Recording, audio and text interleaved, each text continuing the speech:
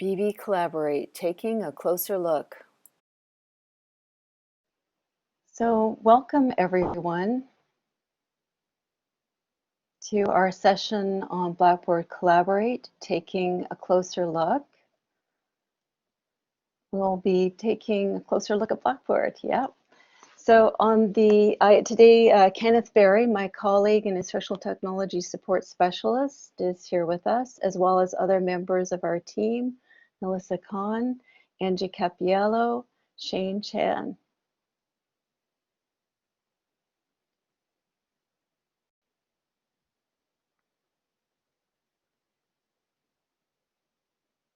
So as I mentioned before, the Collaborate panel is on the lower right-hand corner of your screen.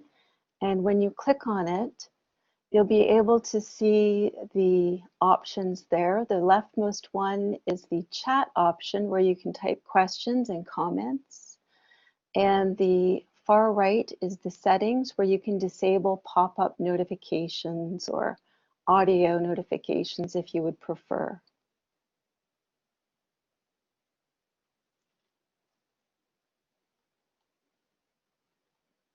Yes, we are recording. Yeah. Okay, so I'll just do a quick outline for the session.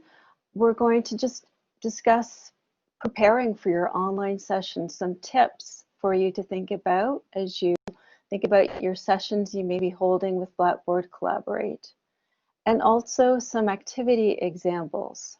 And then we will dig down into the Blackboard Collaborate tools, doing an overview of the different types of sessions you can hold. And we'll also be looking at some of the other considerations, such as meeting controls, how to set up a session, and we'll be doing some live demos as well.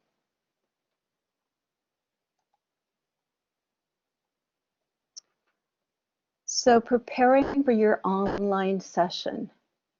Before you even have your session, think about what the technical considerations are for your session and for the tools you are using, whether it be Blackboard Collaborate or another tool.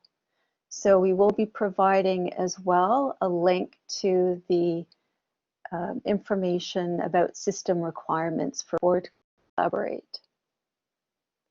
And also thinking about the equipment that you have, whether or not you have headset, headphones with a microphone, an external microphone, a webcam if you're sharing your video, and a wired or stable wireless internet connection. And also it's recommended that you run practice sessions, not only for yourself, but also with your students, so your students get a sense of how to use the tools. And students actually really appreciate you taking the time to just work with them.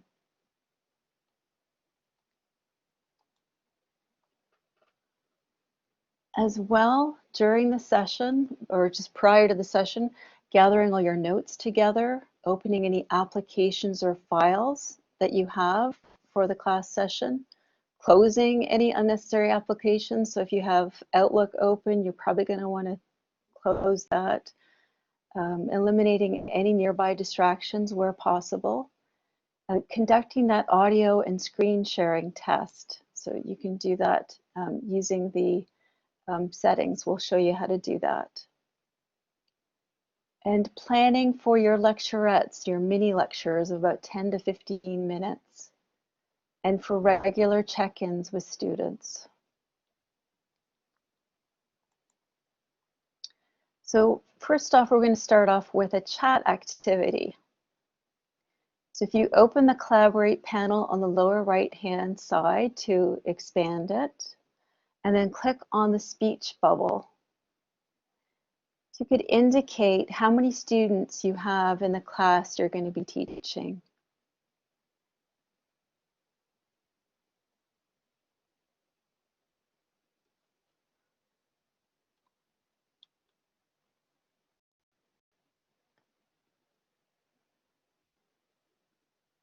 $300, okay, yep. 900 divided, okay, 450. Okay, that's great. 50, 40 to 50, 120, yes. 45 to 65, yep. Okay. That's great. That gives us an idea of the different sizes and the different things that you can do depending on the sizes, and some recommendations depending on the sizes of your class. So we'll get into some of those things in a few minutes. And I think there was a question too about muting and unmuting in Zoom. It's actually at the bottom of your screen. You'll see a microphone and a camera. The bottom of the screen, there's a person with a check mark on the left-hand side. There is a microphone and camera and a raise hand function. However, I have actually disabled all of your microphones and cameras in advance. So when I set up the session, I disabled those two items. So I can actually promote you to presenter so you can see what that looks like, and I will show you what that looks like. So you would want to limit the microphone and the cameras, especially if you have fairly large classes, and also depending on the level of your class, and also depending on the type of interactivity you're going to have in your class. So if you're going to have a meeting with your participants, and it's going to be similar to a Zoom meeting where you're going to have more discussion-based interactions, then you can make that choice when you're setting up the session, and you can enable the audio and video. However, for the larger classes, it's recommended that you start off with the audio and video not enabled for your participants. You can enable it during the session, and we'll show you how to do that. Larger, anything, so the question is larger anything larger than 200? It's larger is actually, it's actually relative, and it really depends on your department. So we've had discussions with departments where they have 1,500 students. So that could be considered larger for that department. And then we also have discussions with some departments where they have 50 students, and that is considered a larger class. So it will really depend on your department. And also, I've got to say again, if you're working with first-year students, or if you're working with second-year or third-year students, you may want to initially start off with just not making that microphone and video camera available. Yeah.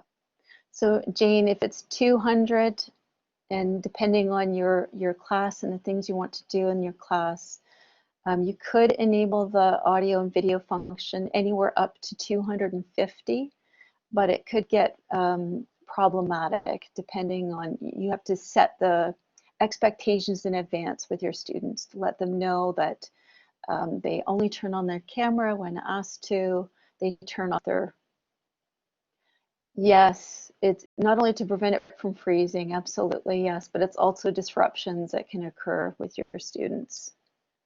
Yeah. Okay, so I'm sorry, the screen is showing for me a little bit of a delay. Now just want to talk about a matching activity. So in this case, a matching activity allows students to collaboratively match keywords to their definitions. There's all kinds of ways that you could use this. And I'm just going to share some content with you.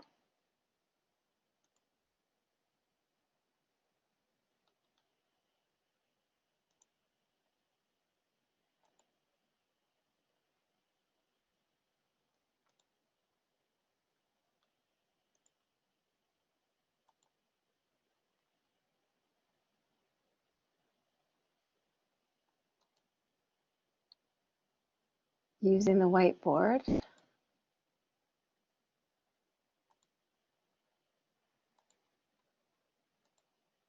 And we're going to do a little activity here. So I don't know how many of you may have attended the summer camp, But there was a great discussion about self-regulated learners and how instructors can help students to become um, more self-directed in terms of their own learning. So I'm sharing a screen with you now, the matching activity on the whiteboard, and you should see at the top different tools, including a pencil, a shapes tool, a text tool, um, and you should be able to annotate. So I wish if you wouldn't mind, just yes, take a few minutes just to annotate and to add which items are associated with each other. Yeah, that's great.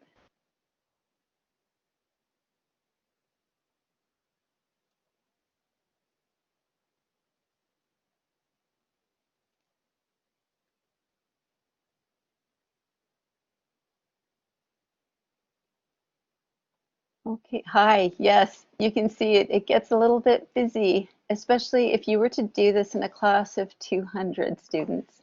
However, there are some instructors who have done this with larger. Oh, yes, we will be showing you how to find the whiteboard and how to do all of this. Yep, for sure. Yep, absolutely. Yep.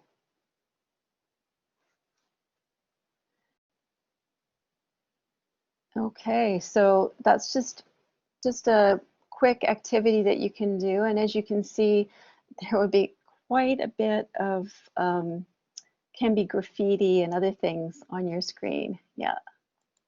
So I'm just going to clear the whiteboard and I'm going to stop sharing.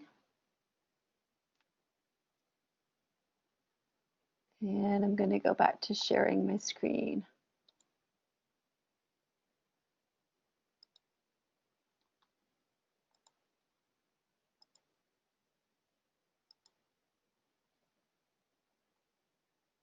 So that's a matching activity. And you could use that for all kinds of different things to help students develop their understanding of terminology. And just note, if you're using a PowerPoint file or an image, the file should be no more than 60 megabytes for an individual file, not larger than 60 megabytes. And the total size of all files uploaded to the session should not exceed 125 megabytes.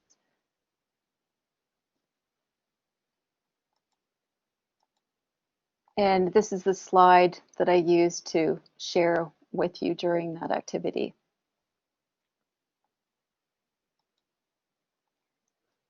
Now there's also something called a graffiti wall activity. Now for this activity, what we're going to do is something a little bit more interesting. It's an experiment, if you will. And what we're going to do is to break you out into your breakout groups. And we're going to send you a graffiti wall activity. What's something new that you learned this week? So I will be sending you to your breakout rooms momentarily. If you end up being disconnected, please just click on the link to reconnect. Okay. So I'm going to send you to your breakout groups. Okay, here we go.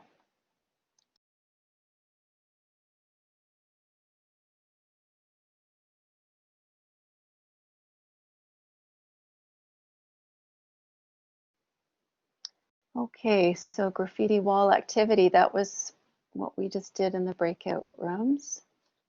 I just wanted to just let you know a few things about Blackboard Collaborate Ultra, just so you've got a little bit of background information.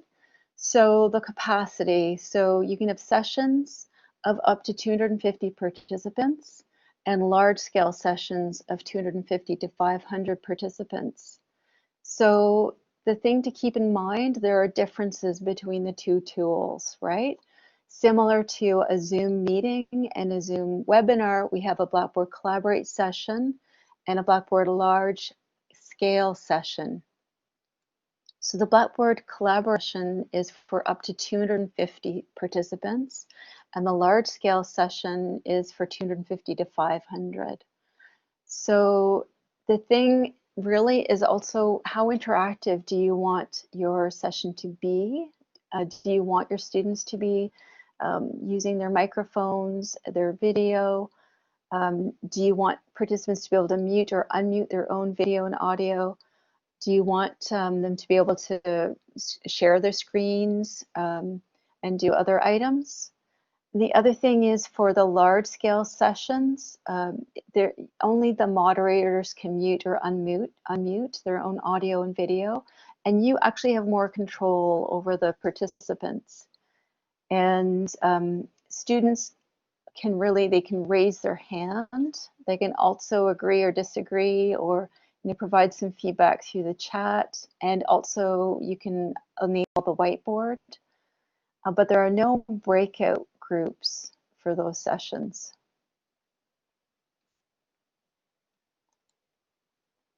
So something else to keep in mind with Blackboard Collaborate, the accessibility features. So the live captioning is possible for both types of sessions, but it requires a person to do the live captioning. So one thing you can do is, if you do need to, if there is a student with an accessibility accommodation requirement in your class, then you would work with accessibility services at UTM for the live captioning situation. If you wanted to have live captioning available to you during the session, you can use Office 365 or Google Slides in order to share. They would be automated captions. They're not as good as the true captions that are done by a live captioner who's a trained professional. And there are errors sometimes in them, especially if you have specific terminology. It may not pick up on that terminology as well. And as well, the simultaneous video feeds, you can really only have 6 at one time. You can have multiple moderators. It's possible to have a cloud recording, and the recording can be downloaded in MP4 format. It's compatible with both Windows and Mac. And there are some system requirements, especially if you're going to be using things like tablets. And the phone dial-in is possible, but it's a local number to the Greater Toronto area. So you want to make sure that students know that, so that they're not incurring long distance charges if you have students in China or in other countries. As well, Collaborate is integrated with Quercus. And I'm just going to go on to the meeting controls and security. So we do have the users are authenticated through their access to their Quercus core shell. You can remove unwanted or disruptive participants. You can disable the video, mute participants. You can enable moderated chat as well. And there is some advice that UTM has developed for online classroom management, and that's available in the UTM Teach Anywhere course shell for the fall 2020 semester. And there's also additional U of T information about audio, video during sessions, different copyright considerations, privacy considerations, sample statements for course outlines. So if you have any questions, I'm just going to pause here. If you could put them in the chat, that would be great. So a moderator is actually at the highest level for Blackboard Collaborate. It is an instructor. Anyone with the TA role in your class should be a moderator in a Blackboard Collaborate session. A presenter is someone who can present their slides or their screen or an application, and you can promote students or participants to the presenter role, especially if you have student presentations that you want to do. Can you preset the breakout rooms before a synchronous session so the same students are working together for multiple sessions? That's a great question, and no, you cannot. You can do that in Zoom, but you can't do that in Blackboard Collaborate. So that's one of the things that in that case, Zoom does have a slight edge over Blackboard Collaborate. And we do also have a comparison sheet, which we will be sharing with all the participants today, and also through the UTM Teach Anywhere course shell. A session to be recorded, you actually, I think, need to turn it on manually. You can have it indicated that you want to download the recording, but I think you do need to turn it on manually. Yes, I'll show you the Blackboard interface. I just also wanted to mention as well quickly the equity, diversity, and inclusion statement, just to be aware that there may be students who have issues where they do not want to turn on their camera or they may feel uncomfortable. And so just to be aware of that. Okay, so we're going to go into the live demo part. I'm just going to stop my screen sharing and I will share my live demo screen. So now what I'm going to do is I'm going to go into my Quercus course shell.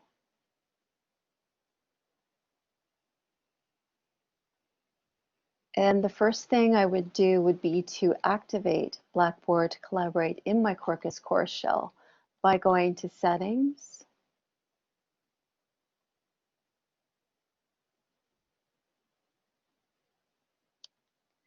and then going to Navigation,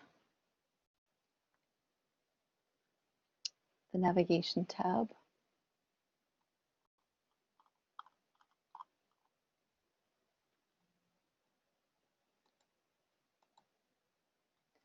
And usually Blackboard Collaborate would appear below the line here. I would move it up, just drag and drop to the location where I would like it to appear in the course navigation menu and click on Save.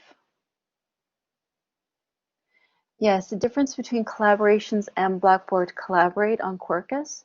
Collaborations, they are going to be linking up that tool with Office 365 so that students will be able to collaboratively work on documents. Blackboard Collaborate is really more like a webinar meeting tool. So that's the difference between the two tools. So now I'm going to go to Blackboard Collaborate. And sorry, there's a little bit of a lag there because I'm doing too many things with my computer at one time, as usual. So I'm going to actually create a session. So what I would do, you actually have, everybody has a course room, so you can also use the course room. But I like to create a session so that I have an individual session. It can be a repeat session. So if I have a tutorial, I can create repeat tutorial sessions. So I'm just going to create my session. I'm going to give it a name. You can also create a test session for your students so they have a location where they can go and test out their tech and make sure everything's working well for them. And this is where you have the guest access. Use this with caution. You don't want this guest link to be shared more broadly across to multiple students. So if you would share this kind of link with like a presenter who is outside of the university, who you want to promote to presenter during the session. Can students test their tech? Yes, they can test their tech in a test session without the instructor being there to facilitate it. Yes, they can do that. And as well, yeah, you don't have to be there to facilitate it. Can use collaborations to create videos. So you can use Blackboard Collaborate to create videos. Collaborations is the other area where Office 365 is going to be integrated in with Quercus. But Blackboard Collaborate can be used to create videos, yes. And I'll just, so the guest link, I would really only share that with your presenter if you have someone outside the university, especially if you have a large class. Now I can put in here the start date and time, the end date, and I can also make this a no end. It's an open session for the duration of the course. Here's where I would repeat the session if it's a tutorial. I can also provide a description, and I can allow the entry into the session. I also have here the session settings over here. So you can see here I have the default role as participant, which is usually what I would want. I have the options of moderator and presenter, and usually you would want this to be participant. This allow recording downloads. This is so that students can download the recording. It used to be that there was a workaround that you had to do. Apparently they fixed that, and you can now download the recording without ticking this box as an instructor. So this would be only if you want students to download the recording. You can also anonymize chat messages, and that would be recommended if you're creating a video so that you don't have student names in the video. You can show the profile picture for the moderator only. Share audio, share video. So in this case, depending on the size of the class, I may disable those. Post chat message, draw on whiteboard, I'm going to allow those. And this is the enable telephony, session telephony button. So just to make sure, again, for your students, if they're in other countries, to warn them about the possibility of incurring long distance charges. Yes, TAs would automatically should be moderators in a session. When they, because of their role in the course, they should be a moderator in a Blackboard Collaborate session. This is where you would decide if you want to allow participants to only chat privately with moderators. And this is moderators supervise all private chats. And you also have, this is a new feature. Oh, I believe the decision to record your classes with students or choosing not to do it, that is really up to the instructor. There are some suggestions that if you have students who may be in other countries, then you may want to record and make the recording available, but it's really at the discretion of the instructor. Oh, yes, so the anonymizing chat message, that would only be if you're recording the session. So you only need to do that if you're recording the session. Otherwise, you don't need to, like if you click anonymize chat messages, it won't anonymize them during the session. You should still be able to see their names. Yes, assuming recording the session, yeah.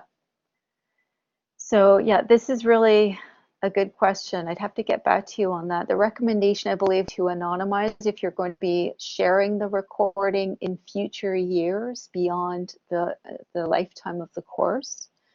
If you're not going to be doing that, then I think it should be fine because all the students within the class will know each other or should know each other.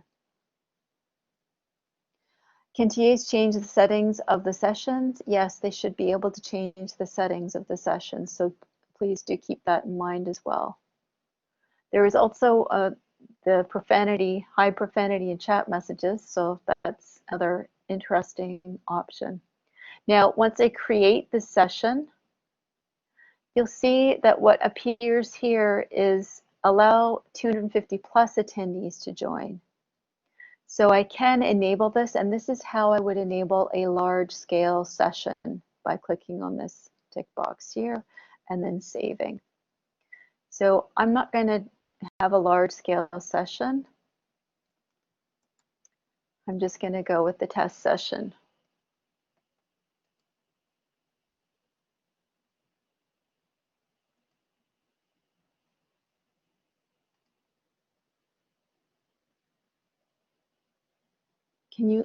So another question, can you limit what students can access each session using the groups function? So you mean in advance of the session or during the session? Because you as the instructor control what gets shared with the students, right? You can also share different items with different groups. See all sessions. Yes, they would be able to see the different sessions, which is why if you have a tutorial, you would want to label it. So I'm just going to join this session instructor.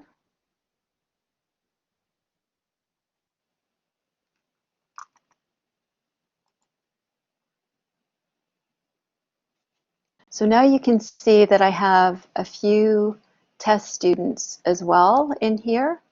So as instructor, you can see a bunch of different things. Here on the left, I have a session menu. This is where I start the recording. This is where I can use my phone for audio. There is a note that long distance charges may apply. You can report an issue. So if you or your students encounter any issues, reporting an issue is a good idea. And there's also documentation about collaborate and also help, privacy policy, and this is where you would leave the session. And as well, you can see here, down at the bottom, I have my status and settings. So you should all have access to this at the bottom of your screen. And you can see here that you can agree. So as an instructor, this would be similar to taking the temperature of the room. Or disagree. Students can also provide their feedback this way. They can tell you if they're happy, they're surprised, if they want you to go faster, slower, if they're confused, if they're sad, and also to leave the session or to disagree. So these are all options that you have as an instructor. So where would I find this information about whether my students are agreeing or disagreeing? So I would go over to the Collaborate panel here. So the gallery view, like Zoom, you really only have the option of having 6 views at a time. In Zoom, you have up to 49, and you have multiple pages of 49. So now I'm opening the Collaborate panel. And as you can see, this is the chat right here. So I can say something.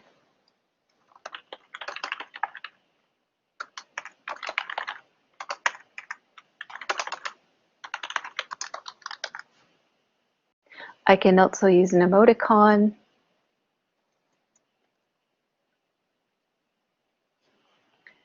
And students can also just say something back.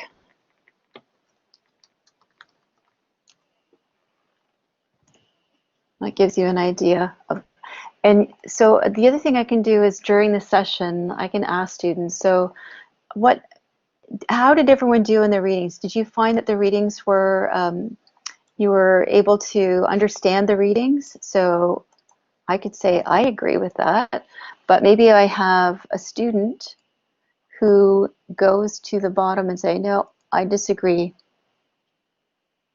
Or another student who says, you know what, yeah, that was fine. I was fine with that. So, and then you can say, okay, the student, you're welcome to share your thoughts or in the chat, or you can also promote them to presenter. Yes, the status will change until they turn it off. So you need to actually go back and turn it off. Or you can actually clear it. If you go down here as the instructor, you see the clear button. So I can just clear that. Okay, and as instructor, I also have access. This is one other piece I want to show you is the My Settings. So this is where students can go to set up their camera and microphone, and where you can as well. When you click on that button, it takes you out of your session and into like a mini session where it tests your camera and your microphone. It's a good idea to do that prior to every session. And as well, the notification settings. So this is where you can turn off the audio notification. So this is particularly important in large classes, 50 or greater. You don't want that pinging noise going off all the time. So this is where you can turn off the audio notification so you don't get that. And you can also turn off browser pop-up notifications if you'd like as well. So this is the most interesting part of Blackboard Collaborate in my mind. There's so many things you can do here. So this is the Share Content button within the Collaborate panel, and you can share a blank whiteboard very easily. Just click on this. And then the whiteboard is being shared with students, and they can draw.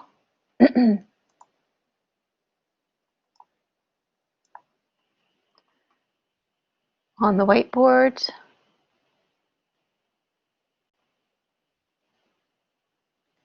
Similar to what we just did. Yes, there is actually standard wording that U of T has for all students, and that's also in the UTM Teach Anywhere Quercus course shell for fall 2020. It's under the guidelines and policies. So you can direct students there because that's really, it's a U of T thing. It just indicates what the technical requirements are. So students can also, of course, type text, do all the things that we were doing previously. And so you get the idea. It's a whiteboard similar to other whiteboards. The other thing I can do is I can share an application. And usually I would want to use Chrome for this because I have the option also of having a separate Chrome tab. So I'm not sure if everyone is aware, but there is something called the mirror effect in Blackboard Collaborate. What do you do if that happens? Don't panic.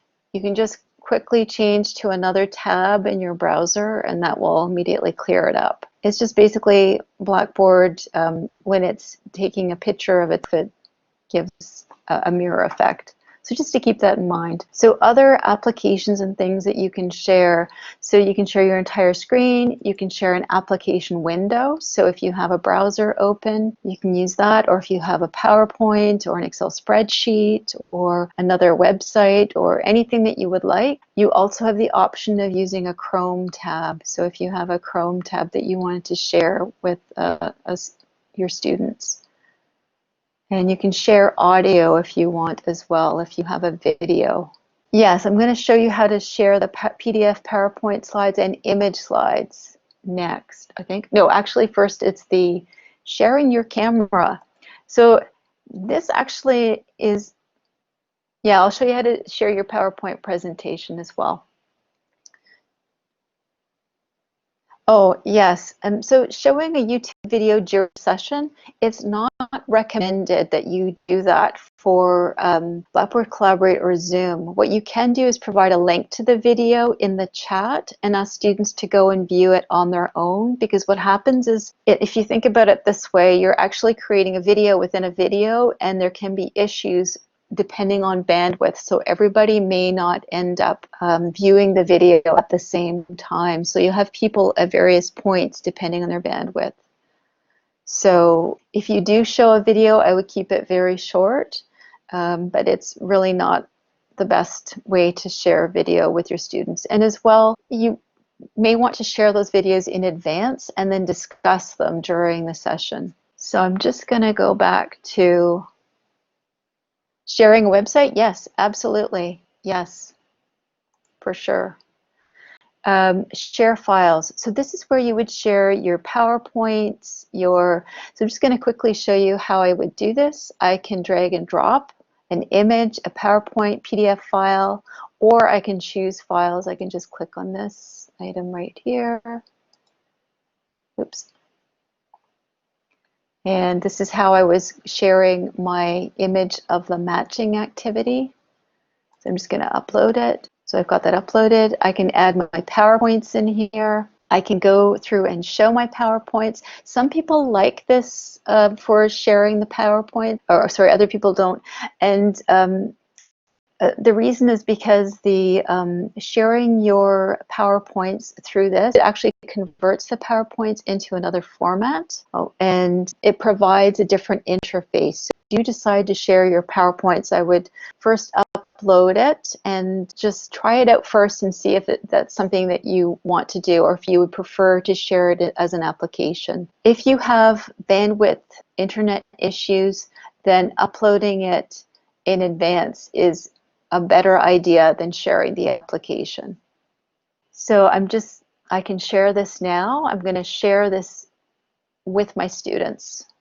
So now my students have this. You can ask them to view the video during your session. You just provide the link in the chat and say, okay, we're going to take a 10-minute break. I want you to view this video, and then we're going to rejoin the class at 11:10. Just to be clear with the students what your expectations are, and then also to provide that link to the video after the class in case there were students who were unable to view it. And I would keep it to a short video, like short videos, like 5-10 minutes, if that, 1 to 2 minutes, 3, 4, 5. Those are actually good.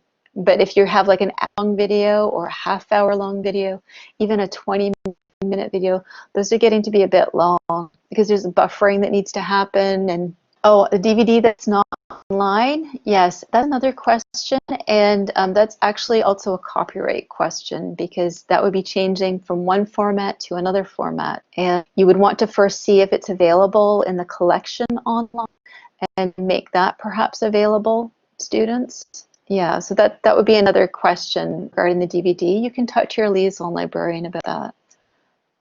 So as you can see in the matching activity for here, I've shared this file on the whiteboard and students can annotate it. So this is how they would annotate, and that was the activity that we just did. And the graffiti image, similar thing. You add the file and then you upload it and share it. So Kathy, if your internet bandwidth is an issue, you can upload the PowerPoint files. How did it go from share the file to the whiteboard? I shared the file by, I'll just stop sharing so you can see. You see the stop button is here and also here. So I'm going to stop sharing. Now what I've done is I uploaded the file, share files, uploaded it here. And then I selected it and I went to share now. So no, you can't do the upload the day before. You need to go into the session, like usually I go in like 15 minutes in advance and just upload all my files in advance.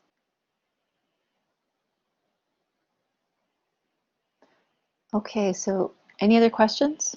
Yes, you don't need to press a button to use the whiteboard.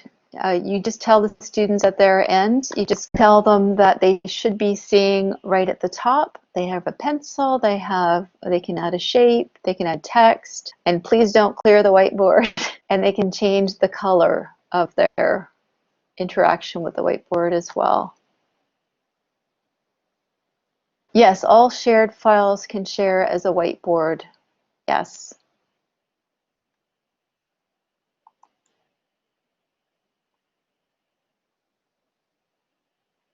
So I can also see if I can add a PowerPoint too.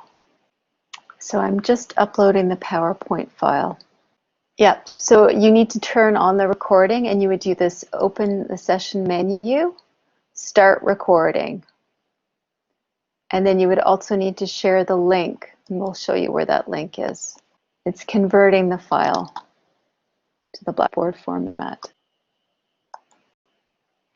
So I'll just show you what it looks like when I do the PowerPoint presentation. So now what I'm going to do is I'm going to select this. I'm going to share now. And now I'm going to select a slide to begin sharing.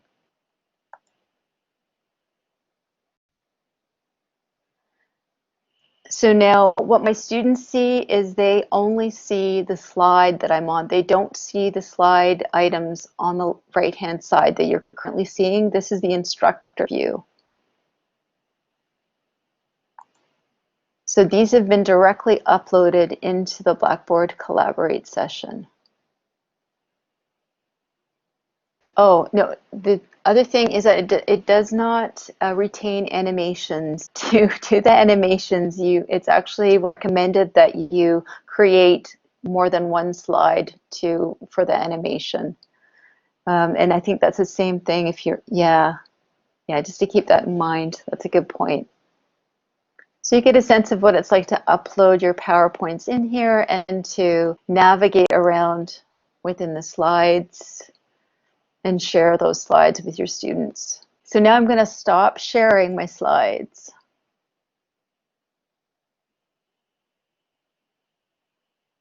And now what I'm going to do is I'm going to do a poll. I just want you to see the polling functionality as well.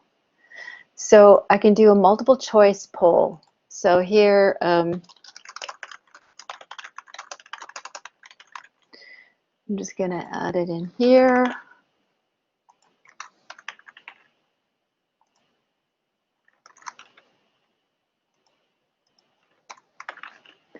And now I can start the poll with my students. You see it shows up for them in this way. This is what they would see, and then they can select their item, and I can actually select an item as well. And I can change my mind. And same for students, they can also change their minds until you close the poll. So now I can stop the poll, I can show the responses. So you can see here, I'm just going to show the responses. I can clear and I can stop polling. So if I clear, I can poll again. So this can be helpful if you do any kind of peer instruction or discussion if you've got the students in groups. Or if you've got like an activity that you want the students to do. So I'm just going to stop this poll. And now I'm also going to go back and I'm going to show you the true false poll, similar type of thing. You just put in a question, yes, no, or the answers, you start the poll.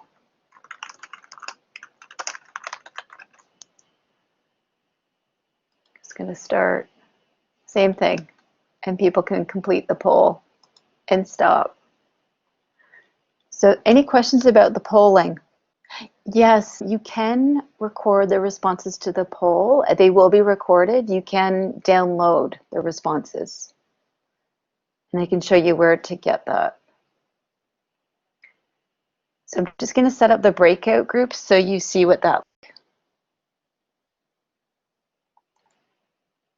So now I'm going to go to breakout groups. So you can see here, I can allow attendees to switch groups, which is kind of nice because attendees, if you have students who are part of a group and they want to remain, with their friends or with their colleagues or peers, they can actually switch out into the group that they want to be in.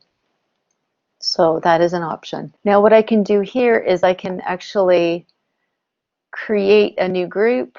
I can put this person in a group, or I can actually, what I did with all of you is I had a custom assignment where I put you randomly into 2 groups. I can also select more than one person at a time and move them into groups using the Shift key. So the other thing I can do is I'm just going to move these students into their groups. So group 1 and group 2. And I, as the instructor, can actually go into any of these groups and just kind of chat with the students, share information with them. I'm also going to just start the groups now. So I'm starting the breakout groups. So I would tell the students we're going to be going into breakout for 5 or 10 minutes, and we're going to be discussing. I would do this before I click on the start groups. And just to give them a sense of what the activity, what we'll be doing, I would talk about it in advance. So the other thing I would do here is, now I see where my students are, they're in their groups. I can also share files with those students. So if I have an activity already planned, I can send that file and share it now. Oh, sorry, that wasn't what I meant to do. I actually need to stop sharing because that's only sharing to the main room. I want to share with groups, which is just the 3 buttons on the right. So if I share with groups, you can see here I have the option of sharing this item only with one group, or with the other group, or with all groups. So you can sort of tailor and decide if you wanted to have like different groups working on different questions. It would be a matter of creating. So moving from one group to the other is very easy. So I'm just going to share this now. And I'm just going to go back to the participants, breakout groups. And I am the moderator, so I'm just going to go back to the breakout groups. Now I'm just going to go into one of these groups. So I, as the instructor, can go into this group. And I'm going to update. Don't forget to click on the update button. And now the instructor is in the group with these students. Just takes a minute or two. And now I can talk with the students. I can explain the activity. And then if I want to leave the group, I can also do that and go into group 2 just by clicking on this button right here. Join group 2, so I can just go and check in the other group. And this is really a good thing to do and not just leave the groups to themselves. You want to make sure they're doing their work. Oh, yeah, so the randomly assigning students, yes, the students can also chat while in the group. So I'm just gonna, oh, sorry. See the group chat? This is a group 2 chat. That's correct. The videos and chats in the breakout groups are not recorded. You can get a screenshot though from a student. You can ask students to take screenshots of the work and share that after the session, or share that with or during the session if you would like to, if they're reporting back. So this is the group 2 chat because I'm in the group 2. So we can chat together, we can discuss using our audio and video. And also in the participants tab, I can see if the student's experience is good or bad. I have some attendee controls here. I can move them to another group, make them a captioner, which I'm not going to do. I'm just going to go back to the breakout groups. And if I wanted to end the breakout groups, I can stop sharing, but I can also end the groups by just clicking on this icon here. So I'm just going to go back into the main room to show you the breakout groups again. So if I were to assign groups randomly, I actually need to have more than one student in order to show you how to do that, but it's pretty easy process. So if I have more than one, if I have another participant in here, then the option, sorry, I'm just going to stop these breakout groups.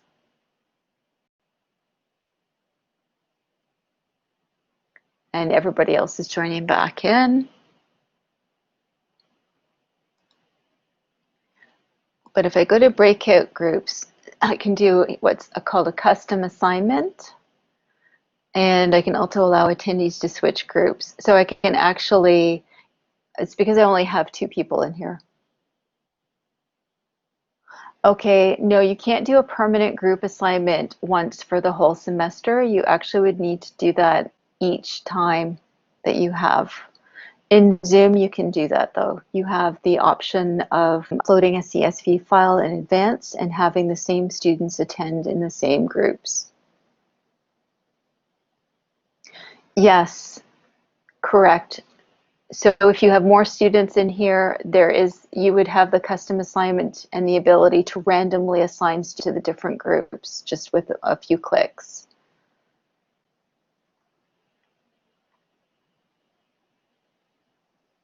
Are there any other questions?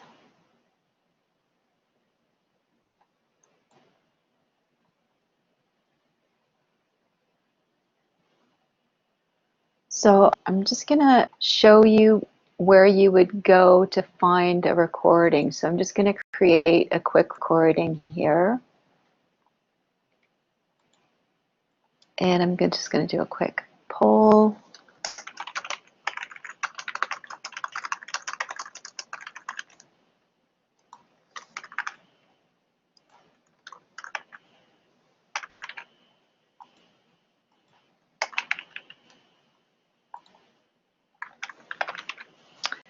and start the poll.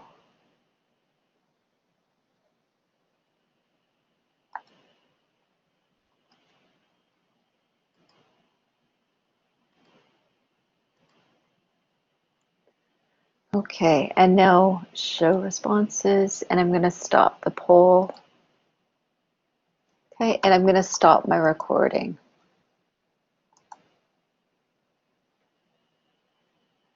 Okay, and now I am going to leave this session.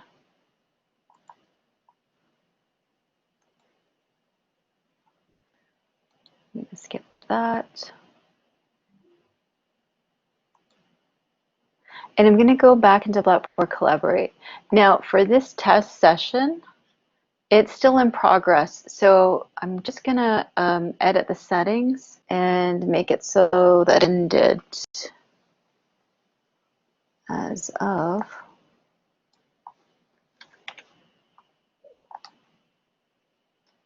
There we go.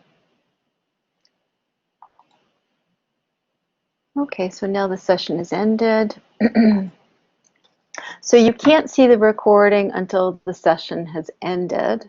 So if you have an ongoing session, you might want to, it's going to go here, session options here. I can view the reports here for this session, and I can also copy the guest link from here if I need to. So this is another area where you can access that information. I can also go back and edit the settings, and I can delete the session. Yes, so if the session has no end, so that's why I would really tend to set up the session. You should be able to export the recording, but I would strongly recommend that you create a session with a beginning and an end date if you're wanting to have a recording. So I'm just going to go here, first of all. This is an example file from a previously recorded session. You can download the poll results in CSV format by clicking on the download icon underneath polls. You can download an attendance report in CSV format and PDF format. Yes, you can download the recorded session, and it would be an MP4.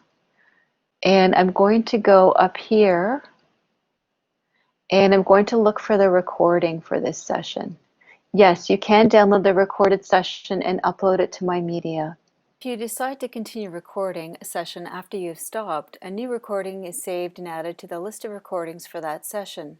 So I'm going to go in here and see if I can see the recording in here. Yes, so I can see the recording here. So here's where I have the recording options. So I have the options to watch now. I can download it.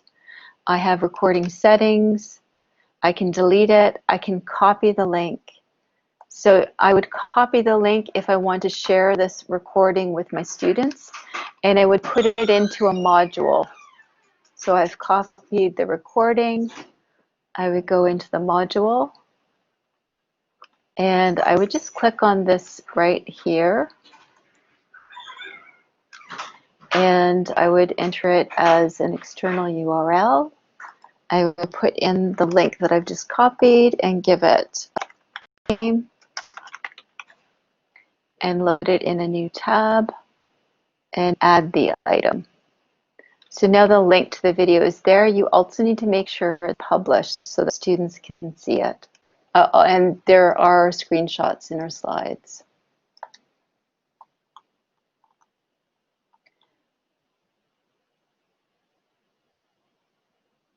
Yes, and Ken has also provided the Blackboard help page on polling. Okay, are there any other questions about Blackboard Collaborate?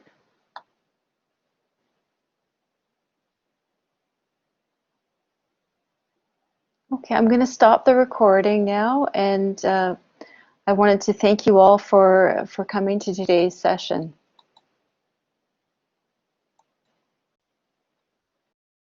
Have questions regarding Quercus and Blackboard Collaborate?